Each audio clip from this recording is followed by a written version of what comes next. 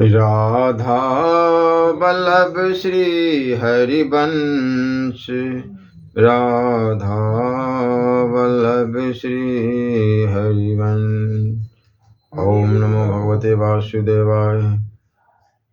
नारायणं नमस्कृत्यं नरं चैव नरोत्तमं देवी सरस्वती व्यासं ततो जयमुदीरये।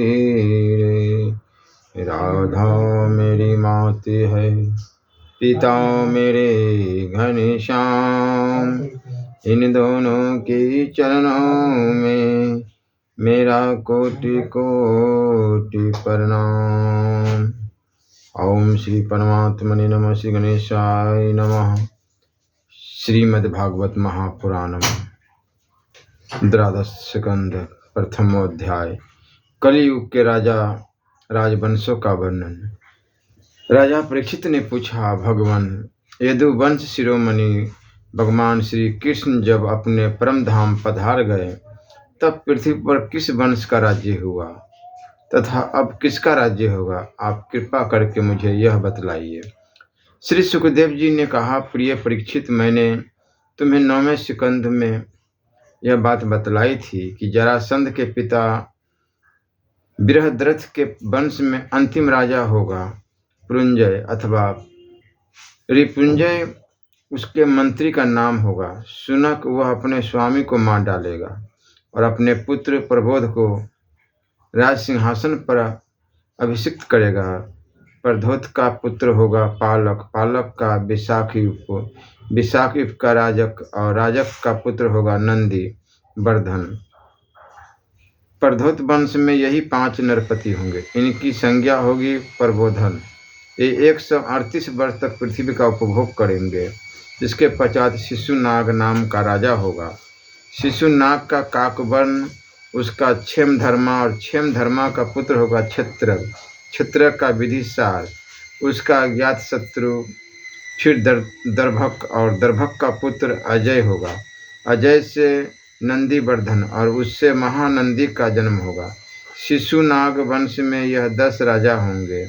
ये सब मिलकर कलयुग में 360 वर्ष तक पृथ्वी का राज्य करेंगे। प्रिय परीक्षित, महानंदी की शुद्रा पत्नी के गर्भ से नंद नाम का पुत्र होगा। वह बड़ा बलवान होगा। महानंदी महापद नामक निधि का अधिपति होगा। कली इसलिए लोग उसे महापद भी कहेंगे। वह क्षत्रिय राजाओं के विनाश का कारण बनेगा। तभी से राजा लोग प्राय शूद्र और अधर्मिक हो जाएंगे। महापद पृथ्वी का एक छत्र शासक होगा। उसके शासन का उल्लंघन कोई भी नहीं कर सकेगा। क्षत्रियों के विनाश में हेतु होने की दृष्टि से तो उसे दूसरा परशुराम ही समझना चाहिए। उसके सुमाल्य 8 आदि पुत्र होंगे। वे सभी राजा होंगे और 100 वर्ष तक इस पृथ्वी का उपभोग करेंगे। कौटिल्य, वत्स्यायन तथा चाणक्य नाम से प्रसिद्ध एक ब्राह्मण विश्वविख्यात नंद और उनके सुमाल्य आदि 8 पुत्रों का नाश कर डालेगा। उनका नाश हो जाने पर कलयुग में मौर्य वंशी नरपति पृथ्वी का राज करेंगे। वही ब्राह्मण पहल चंद्रगुप्त मौर्य को राजा के पद पर अभिषिक्त करेगा। चंद्रगुप्त का पुत्र होगा बारिशार और बारिशार का अशोकवर्धन, अशोकवर्धन का पुत्र होगा सुयश, सुयश का संगत, संगत का शालीशुक और शालीशुक का सोमशर्मा, सोमशर्मा का शतधन्वा और शतधन्वा का पुत्र बृहद्रथ होगा। कुरुवंश विभूषण परीक्षित, मौर्य वंश के ये 10 नरपति कलयुग में 137 वर्ष तक पृथ्वी का उपभोग करेंगे। बृहद्रथ का सेनापति होगा पुष्यमित्र शुंग। वह अपने स्वामी को मारकर स्वयं राजा बन बैठेगा। पुष्यमित्र का अग्निमित्र और अग्निमित्र का सुज्येष्ठ होगा। सुज्येष्ठ का वसुमित्र, वसुमित्र का भद्रक और भद्रक का पुलिंद, पुलिंद का घोष और घोष का पुत्र होगा वज्रमित्र। वज्रमित्र का भागवत और भागवत का पुत्र होगा देवभूति। शुंग वंश के 10 नरपति 112 वर्ष तक पृथ्वी का पालन करेंगे। परीक्षित, शुंग वंशी नरपतियों का राज्यकाल समाप्त होने पर यह पृथ्वी कण्ववंशी नरपतियों के हाथ में चली जाएगी। कण्ववंशी नरपति अपने पूर्ववर्ती राजाओं की अपेक्षा कम गुण वाले होंगे। शुंग वंश का अंतिम नरपति देवभूति बड़ा ही लंपट होगा। उसे उसका मंत्री कण्ववंशी वसुदेव मार डालेगा और अपने बुद्धि बल से स्वयं राज्य करेगा। वसुदेव का पुत्र होगा भूमित्र, भूमित्र का नारायण और नारायण का सुशर्मा, सुशर्मा बड़ा यशस्वी होगा। मौर्यों की संख्या चंद्रगुप्त को मिलाकर 9 ही होते हैं। विष्णु पुराण आदि में चंद्रगुप्त से 5वें दशरथ नाम के एक और मौर्य वंश के राजा का उल्लेख मिलता है। उसी को लेकर यहाँ 10 संख्या समझनी चाहिए। कण्ववंश के 4 नरपति कानवायन कहलाएंगे और कलियुग में 345 वर्ष तक पृथ्वी का उपभोग करेंगे। प्रिय परीक्षित, कण्ववंशी सुशर्मा का एक शूद्र सेवक होगा, बलि। वह अंध जाति का एवं बड़ा दुष्ट होगा। वह सुशर्मा को मारकर कुछ समय तक स्वयं पृथ्वी का राज्य करेगा। इसके बाद उसका भाई कृष्ण राजा होगा। कृष्ण का पुत्र श्री शांतकर्ण और उसका पूर्णमास होगा। पूर्णमास का लंबोदर और लंबोदर का पुत्र चिबिलक होगा। चिबिलक का मेघस्वाति, मेघस्वाति का अठमान, अठमान का अनिष्ट कर्मा, अनिष्ट कर्मा का हाल्य, हाल्य का तलक और तलक का पुरुष भीरु और पुरुष भीरु का पुत्र होगा राजा सुनंदन। परीक्षित, सुनंदन का पुत्र होगा चकोर। चकोर के 8 पुत्र होंगे जो सभी बहु कहलाएंगे। इनमें सबसे छोटे का नाम होगा शिव स्वाति। वह बड़ा वीर होगा और शत्रुओं का दमन करेगा। शिव स्वाति का गोमती पुत्र और उसका पुत्र होगा पुरीमान। पुरीमान का मेंदशिरा, मेंदशिरा का शिवस्कंद, शिवस्कंद का यज्ञश्री, यज्ञश्री का विजय और विजय के 2 पुत्र होंगे चंद्रबिग और लोमधी। परीक्षित, ये 30 राजा 456 वर्ष तक पृथ्वी को राज्य भोगेंगे। परीक्षित, इसके पश्चात अवभृति नगरी के 7 आभीर, 10 गंधर्वी और 16 कंक पृथ्वी का राज्य करेंगे।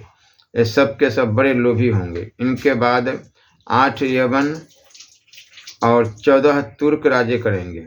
इसके बाद 10 गुरुंड और 11 मौन नरपति होंगे। मौनों के अतिरिक्त ये सब 1099 वर्ष तक पृथ्वी का उपभोग करेंगे तथा 11 मौन नरपति 300 वर्ष तक पृथ्वी का शासन करेंगे।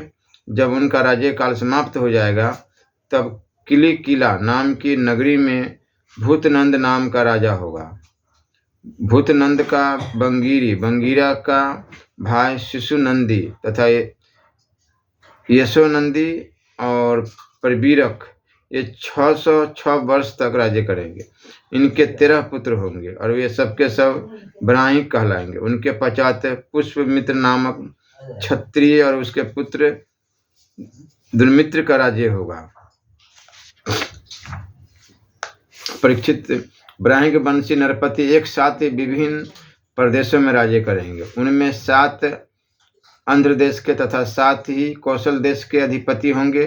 कुछ विदुर भूमि के शासक और कुछ निषद देश के स्वामी होंगे। इनके बाद मगध देश का राजा होगा विश्व स्फुर्जी। यह पूर्वोक्त पुरंजय के अतिरिक्त द्वितीय पुरंजय कहलाएगा। यह ब्राह्मणादि उच्च वर्णों को पुलिंद, यदु और मद्र आदि मलेच्छपराय जातियों को रूप में परिणित कर देगा। इसकी बुद्धि इतनी दुष्ट होगी कि यह ब्राह्मण क्षत्रिय वैश्यों का नाश करके शूद्रप्राय जनता की रक्षा करेगा। यह अपने बल वीर्य से क्षत्रियों को उजाड़ देगा और पद्मतीपुरी को राजधानी बनाकर हरिद्वार से लेकर प्रयाग प्रयत्न सुरक्षित पृथ्वी का राज्य करेगा। परीक्षित, ज्यों-ज्यों घोर कलयुग आता जाएगा त्यों-त्यों सौराष्ट्र, अवंती, आभीर, सूर, अर्बुद और मालव देश के ब्राह्मणगण संस्कार शून्य हो जाएंगे तथा राजा लोग भी शूद्र तुल्य हो जाएंगे। सिंधु तट, चंद्रभाग का तटवर्ती प्रदेश, कौंतीपुरी और कश्मीर मंडल पर प्राय शूद्रों का संस्कार एवं ब्रह्मत्य से हीन नाम मात्र के द्विजों का और मलेच्छों का राज्य होगा। परीक्षित, ये सब के सब राजा आचार विचार में मलेच्छप्राय होंगे। ये सब एक ही समय भिन्न भिन्न प्रांतों में राज्य करेंगे। ये सब के सब परले सिरे के झूठे, अधार्मिक और स्वल्प दान करने वाले होंगे। छोटी छोटी बातों को लेकर ही ये क्रोध के मारे आग बबूला हो जाया करेंगे। ये दुष्ट लोग स्त्री, बच्चों, गौओं, ब्राह्मणों को मारने में भी नहीं हिचकेंगे। दूसरे स्त्री और धन हथियार लेने के लिए ये सर्वदा उत्सुक रहेंगे। न तो इन्हें बढ़ते देर लगेगी और न तो घटते। क्षण में रुष्ट और क्षण में तुष्ट इनकी शक्ति और आयु थोड़ी होगी। इनमें परंपरागत संस्कार नहीं होंगे। ये अपने कर्तव्य कर्म का पालन नहीं करेंगे। रजोगुण और तमोगुण से अंधे बने रहेंगे। राजा के भेष में वे मलेच्छ ही होंगे। वे लूट खसोट कर अपनी प्रजा का खून चूसेंगे। जब ऐसे लोगों का शासन होगा तो देश की प्रजा में भी वैसे ही स्वभाव, आचरण और भाषण की वृद्धि हो जाएगी। राजा लोग तो उनका शोषण करेंगे ही, वे आपस में भी दूसरे की उत्पीड़न करेंगे और अनंत सब के सब नष्ट हो जाएंगे। श्री सुखदेव जी महाराज कहते हैं, परीक्षित, समय बड़ा बलवान है। ज्यों ज्यों घोर कलयुग आता जाएगा त्यों त्यों उत्तरोत्तर धर्म, सत्य, पवित्रता, क्षमा, दया, आयु, बल और स्मरण शक्ति का लोप होता जाएगा। कलयुग में जिसके पास धन होगा उसी को लोग कुलीन, सदाचारी और सद्गुणी मानेंगे। जिसके हाथ में शक्ति होगी वही धर्म और न्याय की व्यवस्था अपने अनुकूल करा सकेगा। विवाह संबंध के लिए कुल, शील, योग्यता आदि की परख निरख नहीं रहेगी। युवक युवती की पारस्परिक रुचि से ही संबंध हो जाएगा। व्यवहार की निपुणता सच्चाई और ईमानदारी में नहीं रहेगी। जो जितना छल कपट करेगा वह उतना ही व्यवहार कुशल माना जाएगा। स्त्री और पुरुष की श्रेष्ठता का आधार उनका शील, संयम न होकर केवल रति कौशल ही रहेगा। ब्राह्मण की पहचान उसके गुण स्वभाव से नहीं, एगो पवित्र से हुआ करेगी। वस्त्र, दंड, कमंडलू आदि से ही ब्रह्मचारी, सन्यासी आदि आश्रमियों की पहचान होगी और एक दूसरे का चिन्ह स्वीकार कर लेना ही एक से दूसरे आश्रम में प्रवेश का स्वरूप होगा। जो घूस देने या धन खर्च करने में असमर्थ होगा उसे अदालतों से ठीक ठीक न्याय न मिल सकेगा। जो बोल चाल में जितना चालाक होगा उससे उतना ही बड़ा पंडित माना जाएगा।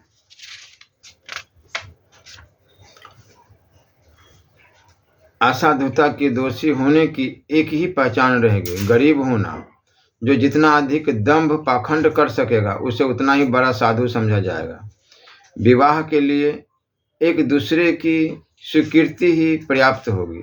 शास्त्रीय विधि विधान की, संस्कार आदि की कोई आवश्यकता न समझी जाएगी।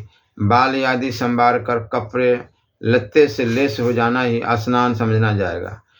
लोग दूर के तालाब को तीर्थ मानेंगे और निकट के तीर्थ गंगा, गोमती, माता पिता आदि की उपेक्षा करेंगे। सिर पर बड़े बड़े बाल, काकुल रखना इस शारीरिक सौंदर्य का चिन्ह समझा जाएगा और जीवन का सबसे बड़ा पुरुषार्थ होगा अपना पेट भर लेना।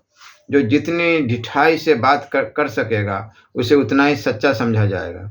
योग्यता, चतुराई का सबसे बड़ा लक्षण यह होगा कि मनुष्य अपने कुटुंब का पालन कर ले। धर्म का सेवन यश के लिए किया जाएगा। इस प्रकार जब सारी पृथ्वी दुष्टों का बोलबाला हो जाएगा तब राजा होने का कोई नियम न रहेगा। ब्राह्मण, क्षत्रिय, वैश्य अथवा शूद्रों में जो बलि होगा वही राजा बन बैठेगा। उस समय के नीच राजा अत्यंत निर्दय एवं क्रूर होंगे। लोभी तो इतने होंगे कि उनमें और लुटेरों में कोई अंतर न किया जा सकेगा। वे प्रजा की पूंजी और पत्नियों तक को छीन लेंगे। उनसे डरकर प्रजा पहाड़ों और जंगलों में भाग जाएगी। उस समय प्रजा तरह तरह के साग, कंदमूल, मांस, मधु, फल फूल और बीज, गुठली आदि खा कर अपना पेट भरेगी। कभी वर्षा न होगी, सूखा पड़ जाएगा। तो कभी कर पर कर लगाए जाएंगे, कभी कड़ाके की सर्दी पड़ेगी तो कभी पाला पड़ेगा, कभी आंधी चलेगी, कभी गर्मी पड़ेगी तो कभी बाढ़ आ जाएगी। इन उत्पातों से तथा आपस के संघर्ष से प्रजा अत्यंत पीड़ित होगी, नष्ट हो जाएगी। लोग भूख प्यास तथा नाना प्रकार की चिंताओं से दुखी रहेंगे। रोगों से तो उन्हें छुटकारा ही न मिलेगा। कलयुग में मनुष्य की परमायु केवल 20 या 30 वर्ष की होगी। परीक्षित, कली काल के दोष से प्राणियों के शरीर छोटे छोटे छीन और रोगग्रस्त होने लगेंगे। वर्ण और आश्रमों का धर्म बतलाने वाला वेद मार्ग नष्ट प्राय हो जाएगा। धर्म में पाखंडी प्रधानता हो जाएगी। राजे महाराजे डाकू लुटेरों के समान हो जाएंगे। मनुष्य चोरी, झूठ तथा निरपराध हिंसा आदि नाना प्रकार के कुकर्मों से जीविका चलाने लगेंगे। चारों वर्णों के लोग शूद्रों के समान हो जाएंगे। गौएं बकरियों की तरह छोटी छोटी और कम दूध देने वाली हो जाएगी। वानप्रस्थी और सन्यासी आदि विरक्त आश्रम वाले भी घर गृहस्थी जुटाकर गृहस्थों का सा व्यापार करने लगेंगे। जिनसे वैवाहिक संबंध है उन्हीं को अपना संबंधी माना जाएगा। धान, जौ, गेहूं आदि धान्यों के पौधे छोटे छोटे होने लगेंगे। वृक्षों में अधिकांश समी के समान छोटे और कटीले वृक्ष ही रह जाएंगे। बादलों में बिजली तो बहुत चमकेगी परंतु वर्षा कम होगी। गृहस्थों के घर अतिथि सत्कार या ध्वनि से रहित होने के कारण अथवा जनसंख्या घट जाने के कारण शून्य शून्य हो जाएंगे। परीक्षित, अधिक क्या कहे। कलयुग का अंत होते होते मनुष्य का स्वभाव गधों जैसा दुस्सहन बन जाएगा। लोग प्राय गृहस्थी का भार ढोने वाले और विषयी हो जाएगी। ऐसी स्थिति में धर्म की रक्षा करने के लिए सती गुण स्वीकार करके स्वयं भगवान अवतार ग्रहण करेंगे। प्रिय परीक्षित, सर्वव्यापक भगवान विष्णु सर्वशक्तिमान हैं। वे सर्वस्वरूप होने पर भी चराचर जगत के सच्चे शिक्षक सदगुरु है। वे साधु सज्जन पुरुषों के धर्म की रक्षा के लिए उनके कर्म का बंधन काटकर उन्हें जन्म मृत्यु के चक्र से छुड़ाने के लिए अवतार ग्रहण करते हैं। उन दिनों संभल ग्राम में विष्णु यश नाम के एक श्रेष्ठ ब्राह्मण होंगे। उनका हृदय बड़ा उदार एवं भगवत भक्ति से पूर्ण होगा। उन्हीं के घर कल्कि भगवान अवतार ग्रहण करेंगे। श्री भगवान ही अष्ट सिद्धियों के और समस्त सद्गुणों के एकमात्र आश्रय है। समस्त चराचर जगत के वही रक्षक और स्वामी हैं। वे देवदत्त नामक शीघ्रगामी घोड़े पर सवार होकर दुष्टों को तलवार के घाट उतार कर ठीक करेंगे। उनके रोम रोम से अतुलनीय तेज की किरणें छिटकती होगी। वे अपने शीघ्रगामी घोड़े से पृथ्वी पर सर्वत्र विचरण करेंगे और राजा के भेष में छिप कर रहने वाले कोटि कोटि डाकुओं का संहार करेंगे। प्रिय परीक्षित, जब जब डाकुओं का संहार हो चुकेगा तब नगर की ओर देश की सारी प्रजा का हृदय पवित्रता से भर जाएगा, क्योंकि भगवान कल्कि के शरीर में लगे हुए अंगराग का स्पर्श पाकर अत्यंत पवित्र हुई वायु उनका स्पर्श करेगी और इस प्रकार वे भगवान के श्री विग्रह की दिव्य गंध प्राप्त कर सकेंगे। उनके पवित्र हृदयों में सत्वमूर्ति भगवान वासुदेव विराजमान होंगे और फिर उनकी संतान पहले की भांति हष्ट पुष्ट और बलवान होने लगेंगी।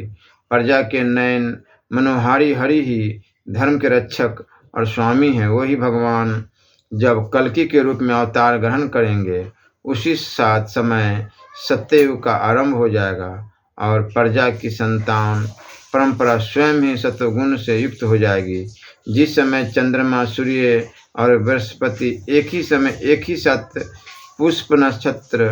पुष्य नक्षत्र के प्रथम पल में प्रवेश करके एक राशि पर आते हैं, उसी समय सत्ययुग का आरंभ होता है। परीक्षित, चंद्रवंश और सूर्य वंश में जितने राजा हो गए हैं या होंगे उन सब का मैंने संक्षेप से वर्णन कर दिया। तुम्हारे जन्म से लेकर राजा नंद के अभिषेक तक 1115 वर्ष का समय लगेगा। जिस समय आकाश में सप्तऋषियों का उदय होता है उस समय पहले उनमें से 2 ही तारे दिखाई पड़ते हैं। उनके बीच में दक्षिणोत्तर रेखा पर संभाग में अश्विनी आदि नक्षत्रों में से एक नक्षत्र दिखाई पड़ता है। उस नक्षत्र के साथ सप्तऋषिगण मनुष्य की गणना से 100 वर्ष पहले तक रहते हैं। वे तुम्हारे जन्म के समय और इस समय भी मघा नक्षत्र पर स्थित है। स्वयं सर्वव्यापक सर्वशक्तिमान भगवान ही शुद्ध सत्वमय विग्रह के साथ श्री कृष्ण के रूप में प्रकट हुए थे। वे जिस समय अपना लीला संवरण करके परमधाम को पधार गए, उसी समय कलयुग ने संसार में प्रवेश किया। उसी के कारण मनुष्य की मति गति पाप की ओर ढुलक गई। जब तक लक्ष्मीपति भगवान श्री कृष्ण अपने चरण कमलों से पृथ्वी का स्पर्श करते रहे, तब तक कलयुग पृथ्वी पर अपना पैर न जमा सका। परीक्षित, जिस समय सप्तऋषि मघा नक्षत्र पर विचरण करते रहते हैं, उसी समय कलयुग का आरंभ होता है। कलयुग की आयु देवताओं की वर्ष गणना से 1200 वर्ष की अर्थात मनुष्य की गणना के अनुसार 4,32,000 वर्ष की है। जिस समय सप्तऋषि मघा से चलकर पूर्वाषाढ़ा नक्षत्र में जा चुके होंगे, उस समय राजा नंद का राज्य रहेगा। तभी से कलयुग की वृद्धि शुरू होगी। पुरातत्ववेत्ता ऐतिहासिक विद्वानों का कहना है कि जिस दिन भगवान श्री कृष्ण ने अपने परम धाम को प्रयाण किया, उसी दिन उसी समय कलयुग का प्रारंभ हो गया।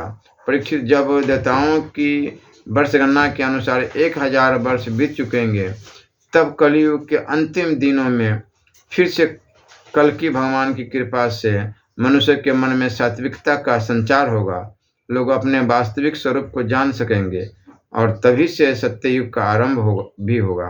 परीक्षित, मैंने तो तुमसे केवल मनुवंश का सौ भी संक्षेप में वर्णन किया। जैसे मनुवंश की गणना होती है, वैसे ही प्रत्येक युग में ब्राह्मण, वैश्य और शूद्रों की भी वंश परंपरा समझनी चाहिए। राजन, जिन पुरुषों और महात्माओं का वर्णन मैंने तुमसे किया है, अब केवल नाम से ही उनकी पहचान होती है। अब वो नहीं है, केवल उनकी कथा रह गई है।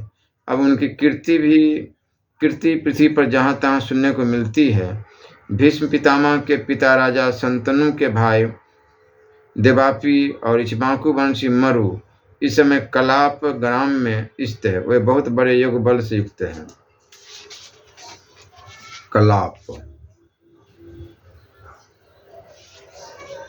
ग्राम। कलयुग के अंत में कल्कि भगवान की आज्ञा से वे फिर यहाँ आएंगे और पहले की भांति ही वर्णाश्रम धर्म का विस्तार करेंगे। सत्ययुग, त्रेता, द्वापर और कलयुग, यही 4 युग है। ये पूर्वोक्त कर्म के अनुसार अपने अपने समय में पृथ्वी के प्राणियों पर अपना प्रभाव दिखाते रहते हैं। परीक्षित, मैंने तुमसे जिन राजाओं का वर्णन किया है, वे सब और उनके अतिरिक्त दूसरे राजा भी इस पृथ्वी को मेरी मेरी करते रहे, परंतु अंत में मरकर धूल में मिल गए। इस शरीर को भले कोई राजा कह ले, परंतु अंत में यह कीड़ा, बिष्टा अथवा राख के रूप में ही परिणत होगा, राख ही होकर रहेगा। इसी शरीर के या इसके संबंधियों के लिए जो किसी भी प्राणी को सताता है, वह न तो अपना स्वार्थ जानता है और न तो परमार्थ, क्योंकि प्राणियों को सताना तो नरक का द्वार है। वे लोग यही सोचा करते हैं कि मेरे दादा परदादा इस अखंड भूमंडल का शासन करते थे, अब यह मेरे अधीन किस प्रकार रहे और मेरे बाद मेरे बेटे पोते, मेरे वंशज किस प्रकार इसका उपभोग करे। वे मूर्ख इस आग, पानी और मिट्टी के शरीर को अपना आपा मान बैठते हैं और बड़े अभिमान के साथ डिंग हाँकते हैं कि यह पृथ्वी मेरी है। अंत में वे शरीर और पृथ्वी दोनों को छोड़कर स्वयं ही अदृश्य हो जाते हैं। प्रिय परीक्षित, जो नरपति बड़े उत्साह और बल पुरुष से इस पृथ्वी के उपभोग में लगे रहे, उन सबको काल ने अपने विकराल गाल में धर दबाया। अब केवल इतिहास में उनकी कहानी ही शेष रह गई है। श्री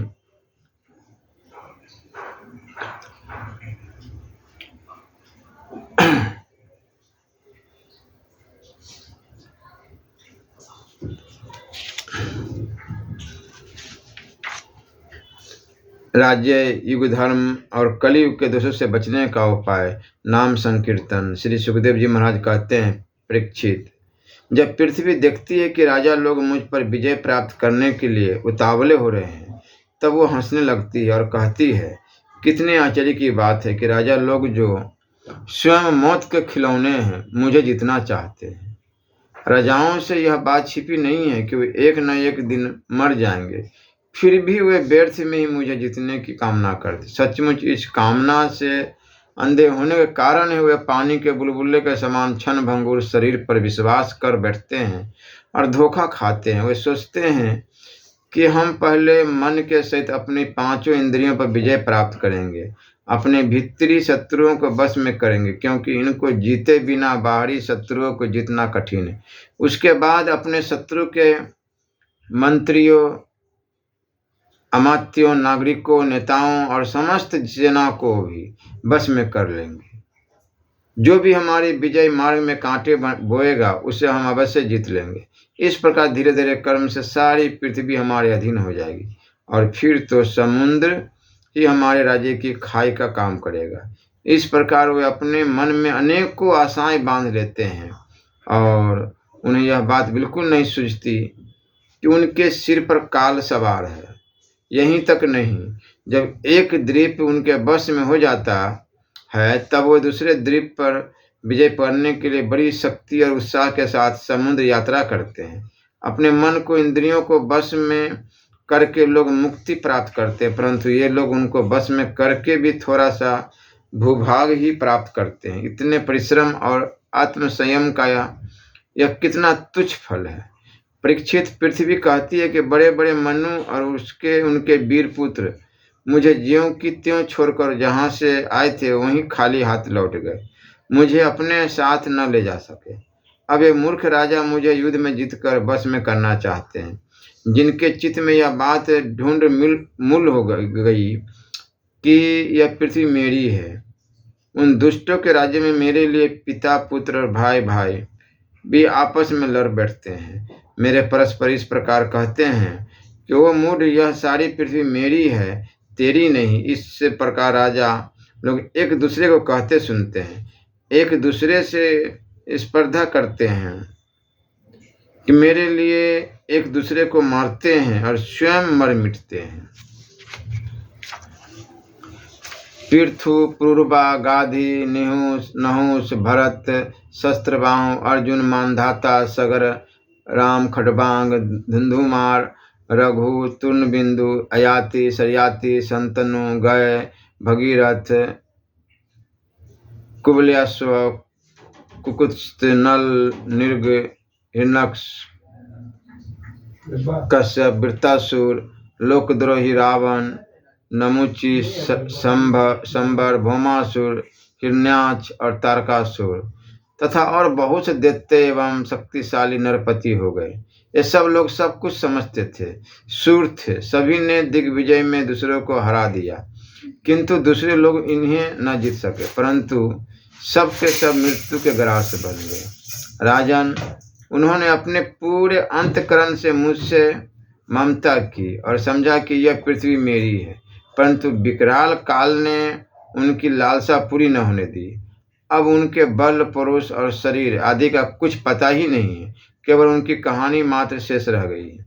परीक्षित, संसार में बड़े बड़े प्रतापी और महान पुरुष हुए हैं, वे लोगों में अपने यश का विस्तार करके यहाँ चल बसे।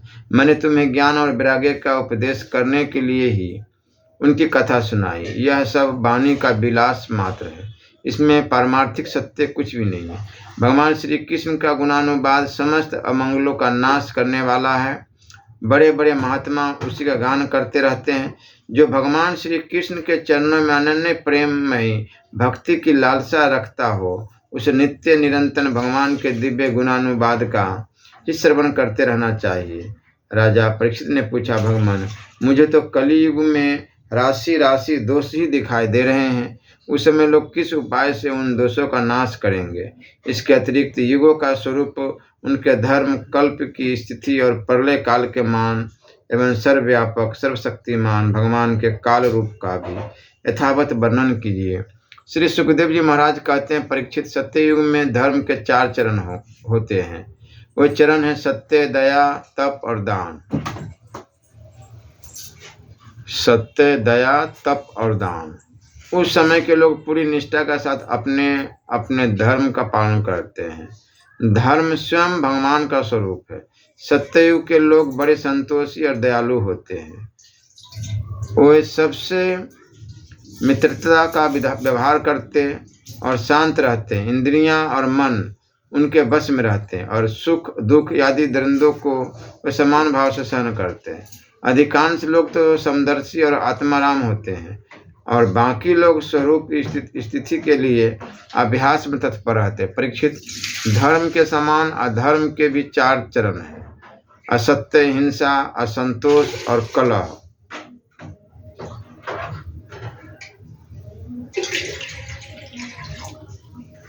त्रेता युग में इनके प्रभाव से धीरे धीरे धर्म के सत्य आदि चरणों का चतुर्थांश क्षीण हो जाता है। राजन, उस समय वर्णों में ब्राह्मणों की प्रधानता अक्षुण्ण रहती है। लोगों में अत्यंत हिंसा और लंपटता का अभाव रहता है। सभी लोग कर्मकांड और तपस्या में निष्ठा रखते हैं और अर्थ, धर्म एवं काम रूप त्रिवर्ग का सेवन करते हैं। अधिकांश लोग कर्म प्रतिपादक वेदों के पारदर्शी विधान होते हैं। द्वापर युग में हिंसा,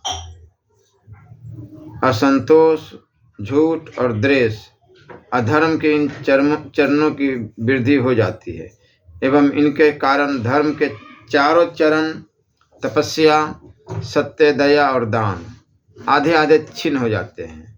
उस समय के लोग बड़े यशस्वी, कर्मकांडी और वेदों के अध्यापन में बड़े तत्पर होते हैं। लोगों के कुटुंब बड़े बड़े होते हैं। प्राय लोग धनाढ्य एवं सुखी होते हैं। उस समय वर्णों में क्षत्रिय और ब्राह्मण 2 वर्णों की प्रधानता रहती है। कलयुग में तो अधर्म के 4 चरण अत्यंत बढ़ जाते हैं। उनके कारण धर्म के 4 चरण क्षीण होने लगते हैं और उनका चतुर्थांश ही बचा रहता है। अंत में तो उस चतुर्थांश का भी लोप हो जाता है।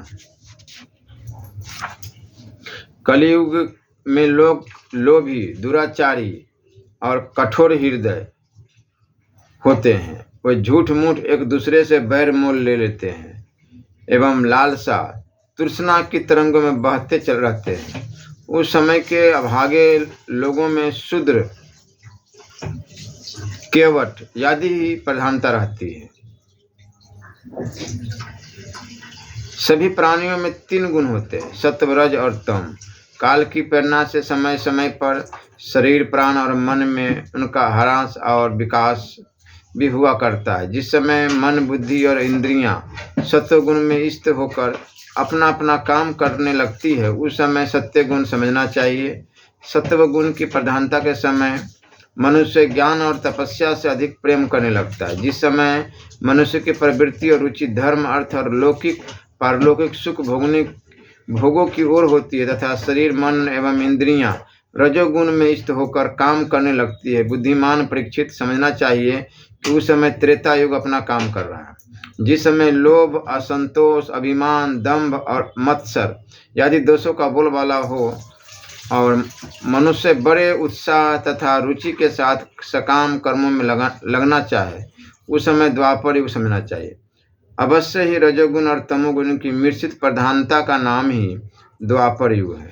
जिस समय झूठ, कपट, तंद्रा, निद्रा, हिंसा, विषाद, शोक, मोह, भय और दीनता की प्रधानता, उसे तमोगुण प्रधान कलयुग समझना चाहिए। जब कलयुग का राज्य होता है तब लोगों की दृष्टि क्षुद्र हो जाती है। अधिकांश लोग होते हैं तो हैं अत्यंत निर्धन, परंतु खाते हैं बहुत अधिक।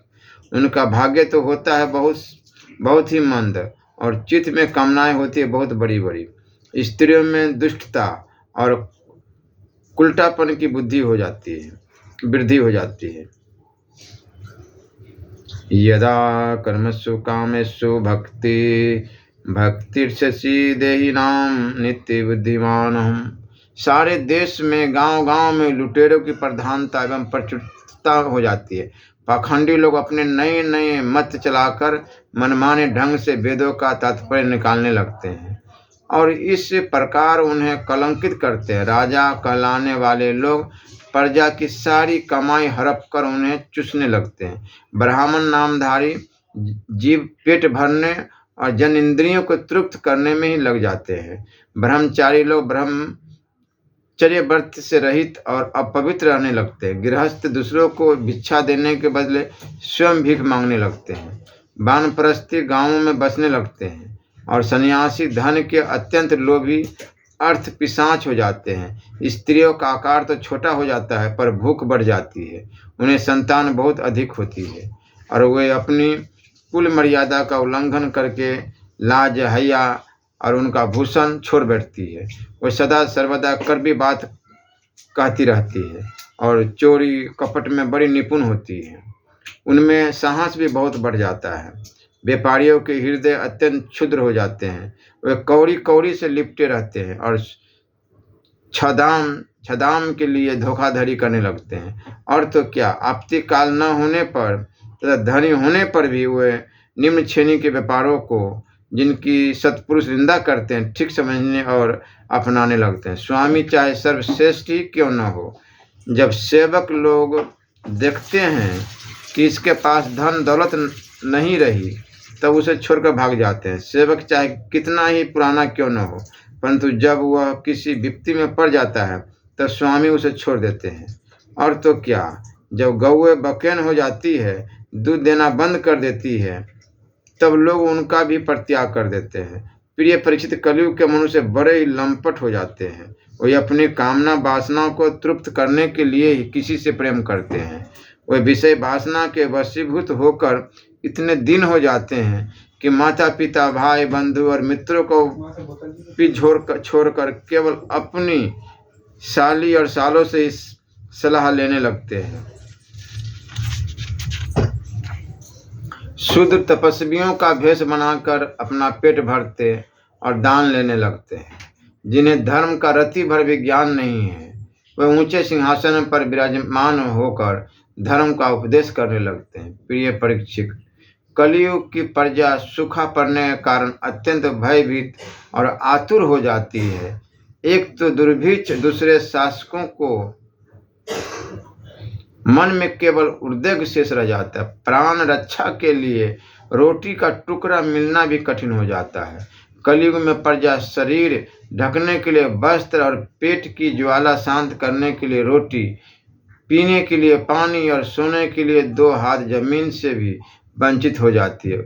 उससे दाम्पत्य जीवन, स्नान और आभूषण पहनने तक की सुविधा नहीं रहती। लोगों की आकृति, प्रकृति और चेष्टाएं पिशाचों किसी हो जाती है। कलयुग में लोग अधिक धन की तो बात ही क्या, कुछ कौड़ियों के लिए आपस में बैर विरोध करने लगते हैं और बहुत दिनों के सद्भाव तथा मित्रता को तिलांजलि देते हैं। इतना ही नहीं, वे दमड़ी के लिए अपने सगे संबंधियों तक को हत्या कर बैठते हैं और अपने प्रिय प्राणों से भी हाथ धो बैठते हैं।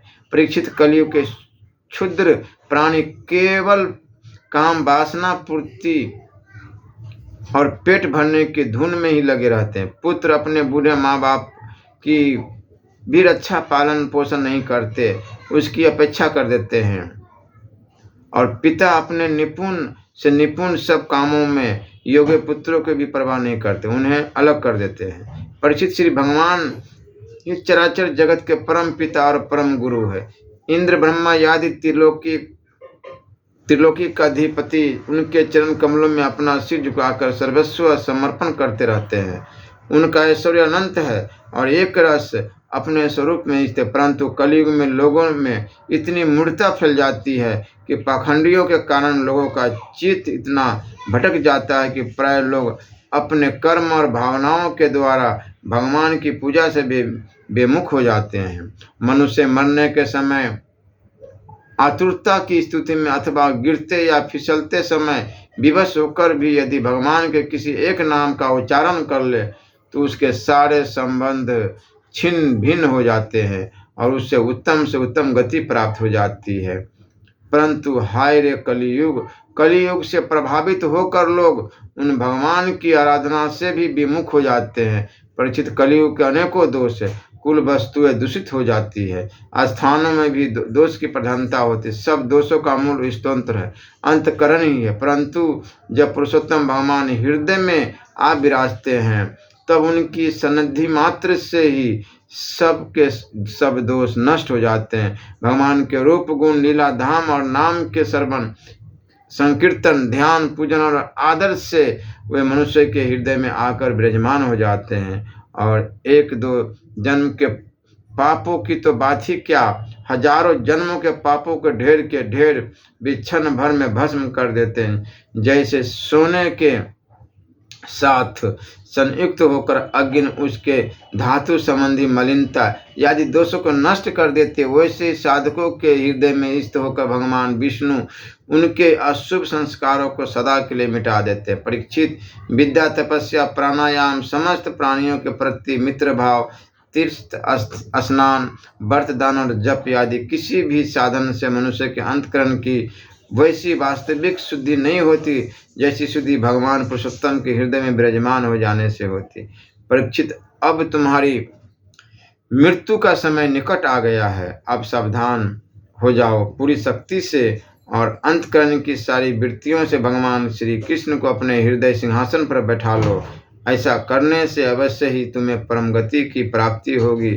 जो लोग मृत्यु के निकट पहुंच रहे हैं उन्हें सब प्रकार से परम ऐश्वर्यशाली भगवान का ही ध्यान करना चाहिए। प्यारे परीक्षित, सबके परम आश्रय और सर्वात्मा भगवान अपना ध्यान करने वाले को अपने स्वरूप में लीन कर लेते हैं, उसे अपना स्वरूप बना लेते हैं।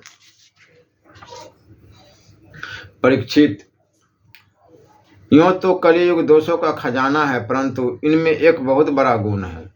वह गुण यही है कि कलियुग में केवल भगवान श्री कृष्ण का संकीर्तन करने मात्र से ही सारी आसक्तियां छूट जाती है और परमात्मा की प्राप्ति हो जाती है। सत्य युग में भगवान का ध्यान करने से, त्रेता में बड़े बड़े यज्ञों के द्वारा उनकी आराधना करने से और द्वापर में विधि पूर्वक उनकी पूजा सेवा से जो फल मिलता है वह कलियुग में केवल भगवत नाम का कीर्तन करने से ही प्राप्त हो जाता है। इसलिए हर समय राधा राधा राधा राधा राधा राधा राधा राधा जप। आगे की प्रसंग फिर सुनाएंगे। श्री राधा वल्लभ लाल की।